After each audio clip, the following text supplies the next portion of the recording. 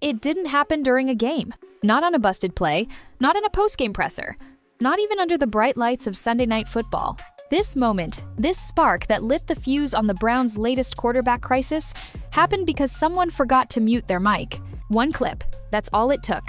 A reporter, someone who's been inside the locker room, shaking hands with coaches, towing the company line just snapped on air. No filter, no script, no loyalty. And when that leaked clip hit the internet, it didn't just stir up drama. It detonated a fan base on the brink. Suddenly, Dylan Gabriel, the rookie crowned as Cleveland's next hope, wasn't trending for a clutch throw or breakout win. He was trending because the people who once protected him were now tearing him apart. At the center of it all, a familiar name with a very different energy: Shedeur Sanders. The same quarterback some analysts begged the Browns to draft. The same player local media tried turning into a punchline over a traffic ticket. Now, his name's coming up in whispers again, and not just because fans are desperate. Because suddenly, people are realizing they may have bet big on the wrong guy. This isn't just a quarterback debate. It's media chaos, franchise dysfunction, and a viral moment that flipped Cleveland inside out. And it raises one brutal question. How many quarterbacks have to fall before the Browns finally get out of their own way? It started like something out of a sports documentary.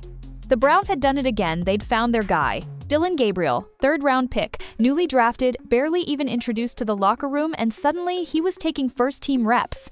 No easing in. No clipboard. No sideline. Wait and see. Week 1 of training camp arrived, and there he was running with the starters. And the message from the front office? Crystal clear. He's ready. Kevin Stefanski, the coach who's seen quarterback after quarterback flame out under his watch, stood by his decision with full conviction. He told reporters Gabriel was advanced beyond his draft slot, beyond expectations, that he already grasped the terminology, that he had poise, confidence, mastery of the playbook. You would have thought they'd discovered a young Drew Brees. So confident were the Browns, they moved off everyone else. First, Kenny Pickett traded. Gone. The former first-rounder they gave up on almost as quickly as they gave the job to Gabriel. Then Joe Flacco.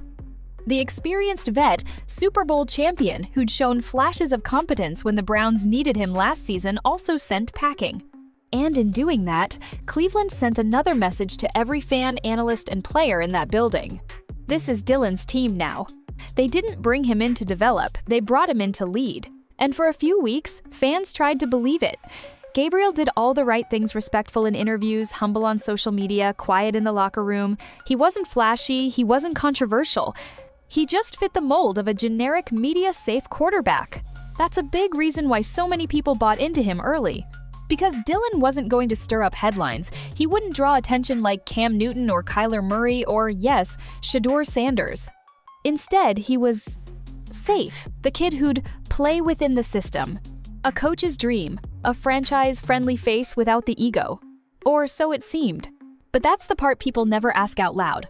When a guy rises that fast, when the team clears the runway before he's even hit preseason, was it about talent? Or was it about control? Because for all the confidence Cleveland showed, Dylan Gabriel was never projected to be a day-one NFL starter. He was smart, sure. Respected in college, absolutely.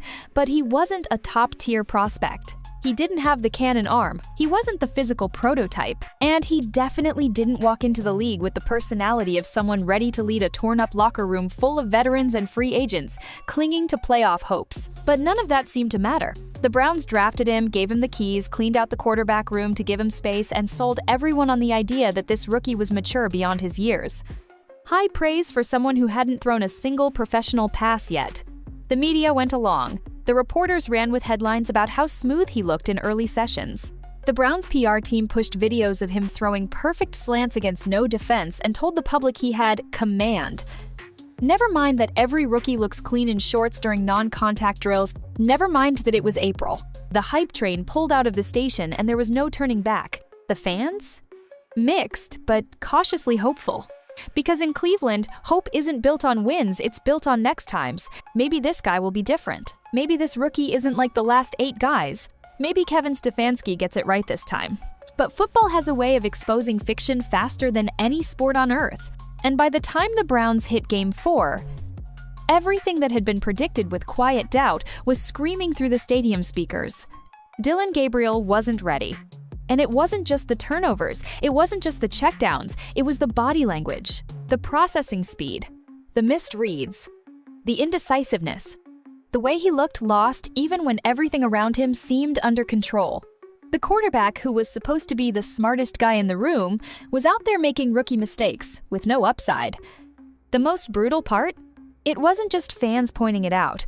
By week 4, even team insiders, the same people who once sang Gabriel's praises, had started shifting their tone. Not outright criticism, not yet, but more maybe questions.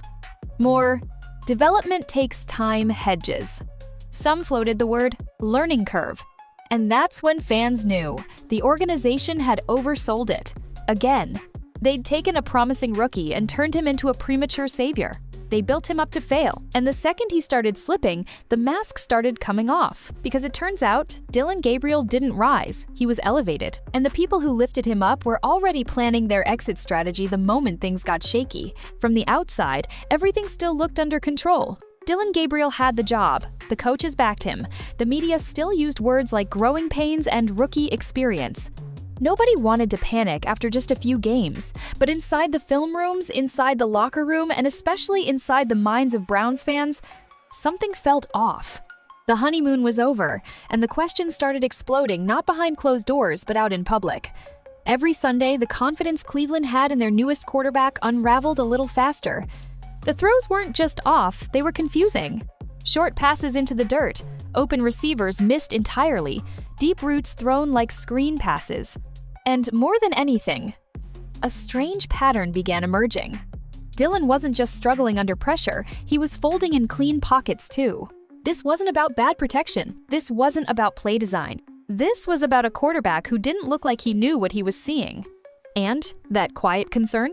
It didn't stay quiet for long. By week 4, social media had turned into a highlight reel of lowlights, clips of Dylan skipping passes into the turf, footage of him throwing late across the middle. Analysts were pausing tape mid-play just to ask, what is he looking at here? And then the fan comps started rolling in not to elite quarterbacks but to career backups, undrafted journeymen, and even guys who were cut mid-season.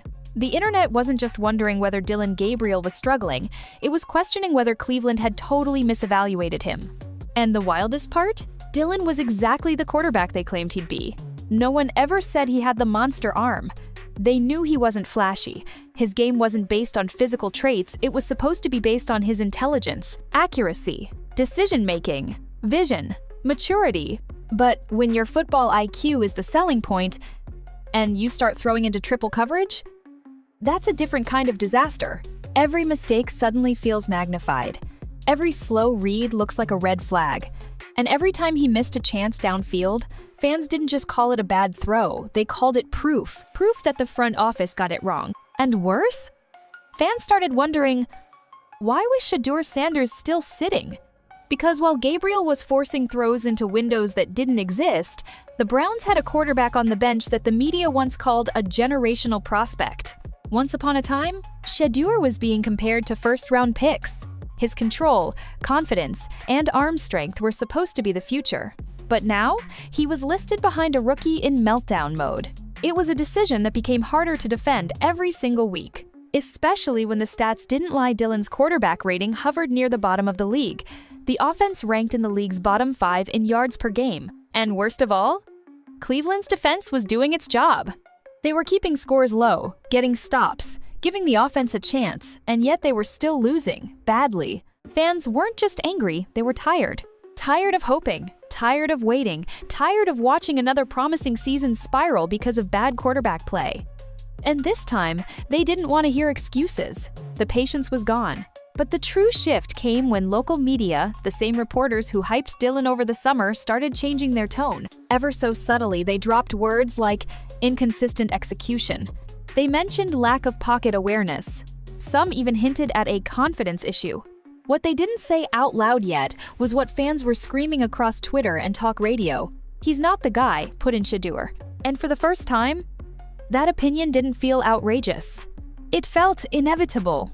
Even players started showing it without saying it. Body language on the sideline got colder. Star receivers looked frustrated heading back to the huddle. After sacks, the offensive line started walking away faster. Small details, but Clear signs.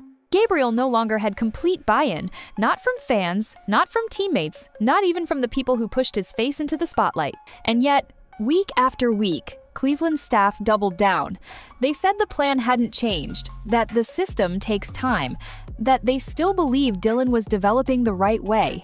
But what they didn't admit, that Shedeur Sanders might have already been developed, that what they wrote off as cockiness might have just been confidence. That maybe, just maybe, the guy who was ridiculed in the offseason was the only quarterback left who still had the locker room's curiosity. Dylan Gabriel's rise wasn't just fast, it was manufactured, built on the idea of safety, of choosing someone who wouldn't disrupt the machine. But as Cleveland's season started falling apart again, fans saw it for what it really was, picking the quiet option over the right one. And the critics, who once ran defense for Gabriel, they weren't talking about his upside anymore. They were asking how long the Browns would wait before admitting they got it wrong, before the tape leaked, before the meltdown on social media, before memes turned Cleveland's quarterback room into digital punchlines. The most controversial name in the building wasn't Dylan Gabriel. It was Shedeur Sanders. Not because of his play, not because of his record, and not even because of what he said, but because of who he was and the way the Cleveland media handled him. Months earlier, Shedeur Sanders was being talked about like a potential first-round talent. Some called him a generational quarterback.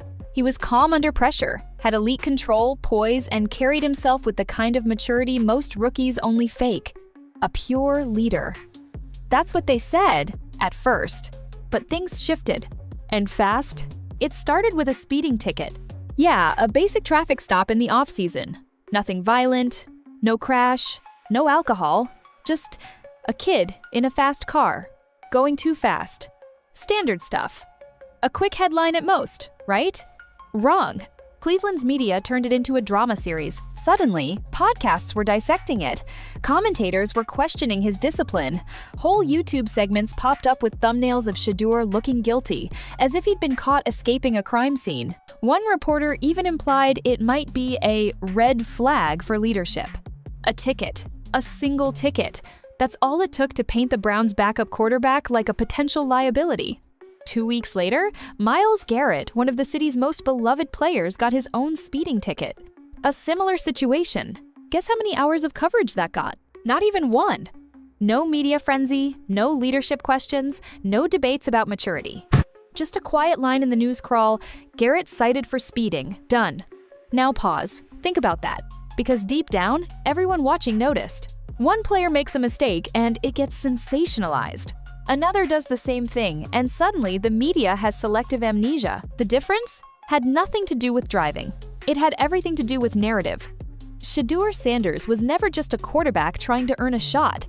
He was a young, confident, high-profile athlete, one who happened to come with attention, a famous name, and a level of self-assurance that made some people uncomfortable. The media didn't say it outright, but they didn't have to. They framed him as a problem before he even took a professional snap. And while everyone focused on Shedeur's off-field noise, no one paid attention to what he was actually doing when the cameras weren't around. Showing up at schools, talking to kids, making low-profile visits to community centers, no big stages, no microphones, no production crews, just being there, quietly, genuinely. But instead of covering that, the narrative stayed locked on that outdated storyline. He's too flashy, too focused on fame, too much of a distraction. Funny, because nothing about his behavior suggested he was seeking attention. Meanwhile, the guy playing every Sunday, Dylan Gabriel, started spiraling, and the same reporters who ripped Shedeur for a traffic ticket were giving Gabriel every excuse in the book. He's learning the system. The offense needs time. He just needs more reps. At one point, a post-game clip showed Dylan walking off after a poor performance head down, clearly frustrated. And you know what the caption said? He cares. He's taking this personally. But if that had been Shedeur, let's be honest, they'd call it pouting. Or ego. Or immaturity. This is the double standard no one wants to admit. And when the viral mic clip finally hit, exposing Dylan as unwatchable and breaking wide open the flaws the team had ignored, everything changed. Suddenly, the reporters who once accused Shedeur of being not ready went quiet. Suddenly, the safe quarterback didn't feel so safe anymore. And Shedeur? His name started trending again, but this time for all the right reasons. Because beneath all the noise and drama, there's something fans never forgot.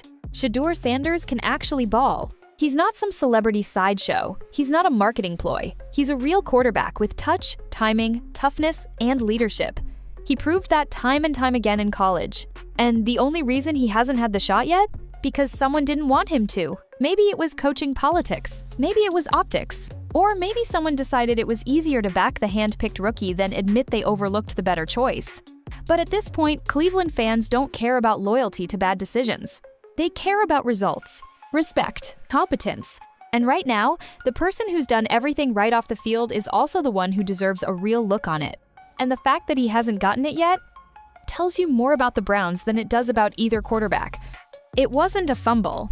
It wasn't a missed kick. It wasn't even one of Dylan Gabriel's deep ball hospital throws. The Browns' quarterback controversy didn't catch fire because of football. It caught fire because a microphone didn't turn off. One anonymous source. One clip that wasn't supposed to surface. And the moment it hit the internet, everything changed. We've seen leak culture before, but this wasn't your typical inside source type of drama. This was a reporter, someone inside the team's media ecosystem, absolutely going off on Dylan Gabriel, the Browns front office, and the coaching staff like they had reached their breaking point. No filter, no PR training, no spin, just raw frustration. And to be fair, it wasn't even exaggerated. The clip was brutal, unapologetic. He called the offense broken, called the expansion of Dylan Gabriel as a starter a fireable offense. He said Gabriel had no vision, no arm, no feel for the deep ball. He questioned Kevin Stefanski's job security, suggesting that clinging to Dylan as his guy was the hill he was choosing to die on. Checkdowns, missed reads, underthrown balls, the reporter said. He puts all his effort into a deep throw and it still only goes 20 yards. That's not a starter. That's a placeholder. It wasn't analysis. It was a funeral speech. For a quarterback too young to be buried this early and a coaching decision too stubborn to be defended anymore. And just like that, the truth that fans had been screaming quietly for weeks was broadcast loud and uncut. Before the team could respond, Twitter caught fire. Memes dropped like mixtapes. Someone edited Dylan onto a fake movie poster titled The Interception Chronicles. Another one? 50 Shades of Screen Passes. It was comedy wrapped in rage. And it revealed something deeper. Cleveland fans weren't just mad, they felt lied to. Because until that moment, the media narrative was carefully controlled. Reporters had stayed polite. Coaches recycled the same vague optimism. Dylan Gabriel, for all his struggles, was protected by the shield of being the rookie still learning. But the leaked tape sliced through that shield like a blade. It showed what insiders really felt. It proved that, behind the scenes, even people inside the building were losing faith. And the fallout wasn't just online, it rattled the locker room. Players heard it. Fans felt validated. And suddenly, the aura of development surrounding Dylan didn't feel like patience anymore. It felt like denial. The worst part? The clip didn't expose anything scandalous. There was no argument, no locker room fight, no off-field disaster. It was just the truth. A rookie quarterback being asked to do more than he could, and a coaching staff refusing to admit it. Instead of reacting with reality, the franchise scrambled. The Browns' PR team released a bloodless, copy-paste statement about unity and internal communication. It was corporate silence disguised as leadership. But the public wasn't fooled because Gabriel's play backed up every word in the rant.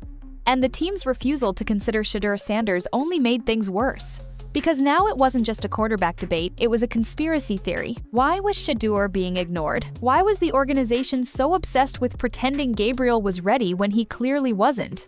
And more importantly, who in the building had made that decision? Some fans believed Kevin Stefanski had tied his future to Dylan Gabriel so tightly he couldn't walk it back without admitting failure. Others whispered that the owner himself was involved in pushing Gabriel amid long-shot hopes of finding the next Brock Purdy.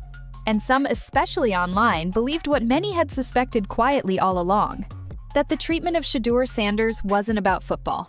It was about optics. And now, that logic had backfired. Hard. Because Shedeur was the name rising. He hadn't tried to push a narrative, but the footage did it for him. The kid who got mocked over a traffic ticket was now seen as the calm one in the storm, while the rookie wearing the safe label was suddenly the face of dysfunction. Gabriel didn't just look overwhelmed, he looked like he didn't belong. And the final blow? The franchise wouldn't budge. After the clip leaked, after the memes went viral, after analysts on ESPN were literally playing the audio on national TV, the Browns made one official adjustment to the team's strategy. They reviewed everything. The run game, the O-line, the substitution patterns, everything except the quarterback spot. That was off limits. Everything is under evaluation, Stefanski told reporters. Then added, except quarterback. Full stop. That's when fans officially lost it. Because it meant one thing. They would rather reshuffle the line, redesign the offense, rewrite the entire playbook than admit they picked the wrong starter. And just like that, the leaked footage didn't just blow up Gabriel's media protection. It exposed the Browns' pattern in full daylight. Pick a quarterback, prop him up, deny the signs, ride him into the dirt, and when it starts falling apart, blame everything else. But this time, the cameras were already rolling, and no one could pretend it wasn't happening. For most of the season, Shedeur Sanders was a ghost in Cleveland's story present, but pushed into the background, a name that stirred debate but never action. A talent many believed in, but few were brave enough to advocate for publicly. Now, his name echoed louder than game day sirens. It didn't roar with controversy this time. It didn't carry baggage or headlines. It carried hope and hesitation. Because in the wake of Dylan Gabriel's unraveling, Shedeur's stock didn't just rise, it exploded, even though he hadn't thrown a single pass. It started slowly subtle tweets from influencers, fan edits, posts like, "Time for #5 to get a shot." Then came legacy media. Talk show hosts cautiously floated his name. Veteran analysts said it was time to evaluate all options. Former pros on broadcast panels leaned forward and said what everyone else was afraid to. If you're not going to try Shedeur now, what are you even waiting for? And just like that, Shedeur's story was back on center stage. But not in the way anyone expected. See, Shedeur didn't force this moment. He didn't take to Instagram to call out the drama. He didn't tweet cryptic messages or like shady posts or throw his teammates under the bus. He didn't have to. Reality did it for him. While the media roasted Dylan Gabriel on loop, Shedeur had already earned something even harder to get in Cleveland than media bias or coaching favoritism. He had earned silence from his critics. They had nothing left to drag him with. The off-field noise was gone. The speeding ticket saga? Old news. Everyone now understood it for what it was: sensationalized nonsense.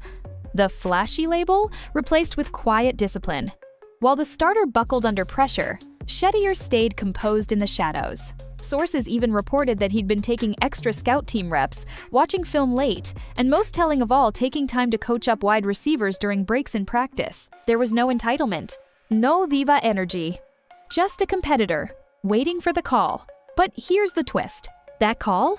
It might not be the perfect opportunity fans wish it was, because behind the cheers for Shedeur is a very real danger. He's walking into a system that is already cracked. The offensive line is shaky. The trust in the coaching staff is fractured, and the team is under so much media pressure, every single snap he takes will be treated like a referendum on his career. Not just his play, but his personality, his confidence, his composure. One bad interception, and the same people who just flipped on Dylan could turn on him. It's the cycle Cleveland quarterbacks have known too well: rise fast, fall faster. The Browns don't give quarterbacks room to breathe, they give them rope and pull. So now the question is painful but real. Is Shedeur Sanders being set up for redemption or set up to fail? Because if the coaching staff tosses him into a hopeless situation just to cool the media storm, they aren't helping him, they're feeding the cycle. Remember, this isn't a team known for managing young QBs with patience. This is a team that lives in chaos and makes quarterbacks the scapegoats when it fizzles. That's why fans are excited and nervous at the same time. Because they see something different in Shedeur, but they've seen too many next guys get destroyed before they had a chance to grow. They remember Johnny Manziel. They remember DeSone Kaiser. They remember Dorian Thompson-Robinson shoved onto national TV too early. Each time, fan hope, crushed by organizational impatience. But here's where Shedeur might just rewrite the story. Unlike some of Cleveland's past doomed projects, Shedeur is built different in one crucial way. He arrived already, knowing pressure. He played under the spotlight his whole college career. He was coached by a Hall of Famer, a father who pushed expectations higher than most locker rooms ever could. He carried the weight of a rebuilding program on his back at Colorado and didn't flinch. He dealt with national media attention, live mics, viral clips, doubters, and hype. before his first NFL paycheck. Pressure doesn't scare Shedeur.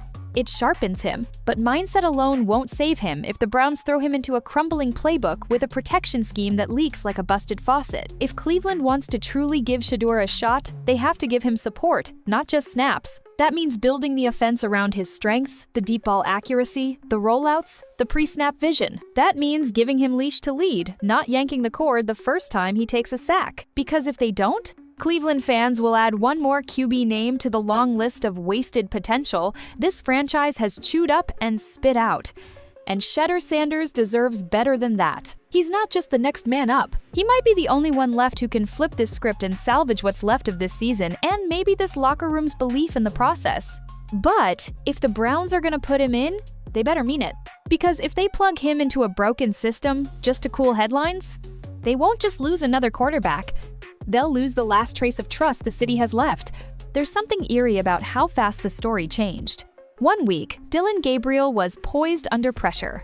The next, he was unwatchable and a total whiff of a draft pick. And the craziest part isn't that it happened, it's how quickly Cleveland's media acted like it was their opinion all along. You know the type. Nah, I always had doubts. I said he wasn't ready back at the combine.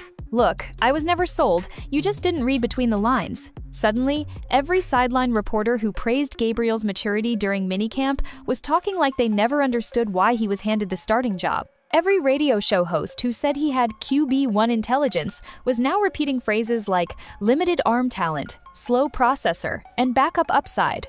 It was like watching a city erase its own memory in real time. Like the narrative button magically got flipped, and now everyone was in agreement. Gabriel wasn't it. But for fans who were paying attention, it was a masterclass in media survival. See, Cleveland doesn't just rotate quarterbacks every season. They rotate narratives. Fast, clean, new questions asked. 1 month ago, the talking points were uniform. He's young. Oh, he's learning. Give him time. But now that time is turned into tape and the tape turned into embarrassment, those same people act like they were the ones sounding the alarm from day one. They weren't. They just want you to forget. Because here's the dirty secret no one ever says on air. Most of these people aren't evaluating talent. They're protecting their reputations. A reporter says Gabriel is ready, so they want him to be ready. Stock invested. They'll downplay bad throws. They'll praise intangibles and composure. They'll say things like, the stats don't tell the full story. But once the public shifts, once the crowd starts booing, once the memes start flying, once someone leaks an uncensored clip of an insider torching the starting QB, the same media pivots instantly. Now it's concerning trajectory. Now it's unearned snaps. Now it's time to explore other options. Translation? We were wrong. But if we say it fast enough, you won't remember that part. The most shameless part? They didn't just flip on Gabriel, they flipped on the entire story around him. Remember when giving Dylan the job over Shedeur was sold as a decision based on football IQ? Now it's spun as a front office force play. Now they're saying things like, there were voices in the building uncomfortable with that decision from day one. Suddenly, no one wants to take the hit for the golden boy crashing to earth. Because Cleveland media doesn't admit to bad calls, they rewrite them. And if you think that's extreme, scroll through clips from week 1. Listen to how many times Gabriel was described as processed, calm, executing well, and wise beyond his years. Now, fast forward to this week's coverage, and it sounds like they're describing a different human being entirely. Looks overwhelmed. Body language was bad after the second turnover.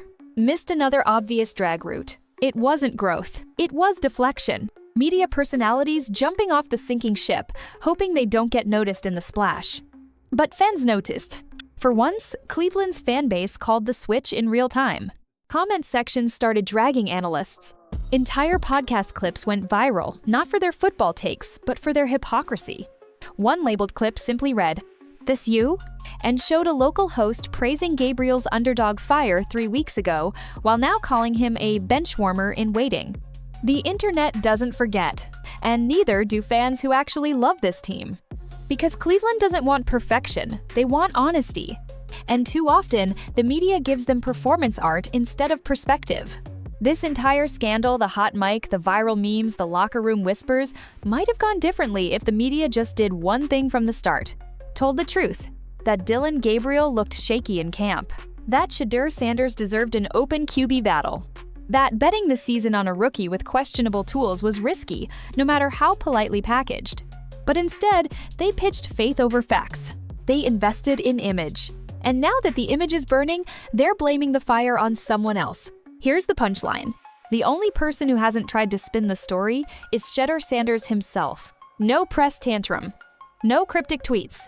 No podcast appearances throwing shade. Just a young quarterback staying ready, putting in work, and waiting for a shot that might already be long overdue. So as the media now starts warming up their Shedeur stories, as they prep their redemption arcs and scramble to look ahead, ask yourself this: are they finally seeing his value now? Or are they just trying to get ahead of the next wave before they get called out again? Because if Shedeur steps in and shines, these same critics will pretend they always believed. And if he doesn't, they'll say, "See? Told you so." That's the game. But Cleveland fans? They know the truth. They've seen the pattern. They've watched this city love quarterbacks louder in their arrival than in their fall. This time, they're hoping something different happens. Not just a QB change, a narrative change. One built on performance, not politics. One where the truth lives longer than the press cycle. One where the team and the media around it stop flipping scripts like it's all just content. Because this isn't content anymore. It's Cleveland's future. And if they're not careful, it's about to get buried under their own broadcast. By now, everyone in Cleveland has seen how this ends. It starts with a draft pick, a press conference, hype, hope, a new quarterback jersey flying off shelves like maybe, just maybe this time it'll be different. There's always tape, always promises. He's built for this. He has what it takes. He fits Cleveland. But then, the season starts. And the pressure mounts. And suddenly, this bright-eyed quarterback, introduced as the future, becomes the problem. Not because of who he is, but because of where he landed. It's hard to think of an NFL city that's devoured more quarterback careers than Cleveland. By talents, by names, and even bigger expectations. Each one thrown into a broken system and asked to fix it with nothing but leadership quotes and a clipboard full of bootlegs. Fans watch it happen year after year. The jersey wall at the stadium tells the story. Dozens of names. All faded too fast. And now, Dylan Gabriel might just be the latest line on that list. A kid who arrived too early, given too much, and asked to carry a legacy he didn't create. But here's the truth people don't want to admit. It was never just about Dylan Gabriel. It's never just about the quarterback. It's about a franchise that keeps repeating the same formula. Draft a savior. Fast-track him. Ignore the warning signs. Deny the criticism. Then panic when it all falls apart. It's the offensive line. It's a tough schedule. He just needs time until the next guy shows up, and then the cycle resets. Gabriel didn't fail the franchise. The franchise failed him. And if they're not careful, they're about to do it again. Because whether or not Shedeur Sanders gets that shot, the real tragedy isn't whether he succeeds or struggles. It's that he's stepping into the same pattern, same ownership, same staff, same story, and the same media machine that will praise him today might drag him tomorrow when the box score doesn't match the hype. The names change, the faces change, but the heartbreak never does. You can feel it in every press conference now. You can see it on the players' faces, the wide receivers running routes they know won't get the ball. The veterans watching leadership decisions crumble from the inside. The fans booing, but not because they're angry, because they're exhausted. And somewhere in all that mess, there's this strange broken loyalty. Cleveland still wants to believe. They want Shedeur to be the answer. They want a quarterback to wear that jersey and earn the city's love the way they wish every one of them could. They want to root for somebody they won't have to delete from their group chats in November. But most of all, they want this constant failure to mean something. They want all the pain the QB's wasted, the seasons ruined, the years lost to finally lead to one right decision. They want a different ending. But maybe that's the hardest part of all this. Maybe Gabriel never had a chance. Maybe Shedeur won't either, because this franchise doesn't give QBs a clean script. They hand them a pen and expect them to rewrite an entire book, one full of broken chapters, unfixable settings, and a cast that's always on edge. And if they can't make it work on page one? The critics circle, the fan base fractures. The story ends before it ever really got to start. How many quarterbacks does it take before Cleveland stops replaying the same story? That was the question people asked when Dylan Gabriel melted down under the spotlight. That was the caption under every meme, every podcast rant, every viral clip dissecting this disaster. But maybe they're asking the wrong question, because the problems in Cleveland weren't born with Dylan, and they won't die with Shedeur. This isn't about picking the wrong quarterback. It's about trusting the wrong process. A system that turns patience into pressure. A culture that values headlines over development. A media that builds myths faster than it even watches tape. And a fan base loyal to the bone that deserves better. Not just a new quarterback, not just a winning record, but a team that finally breaks its own curse by rewriting its approach. Because if they don't, in a year or two, we'll be standing right here again. Different QB. Different interview clips. Same ending. Same heartbreak. Same city, still waiting for its story to finally change.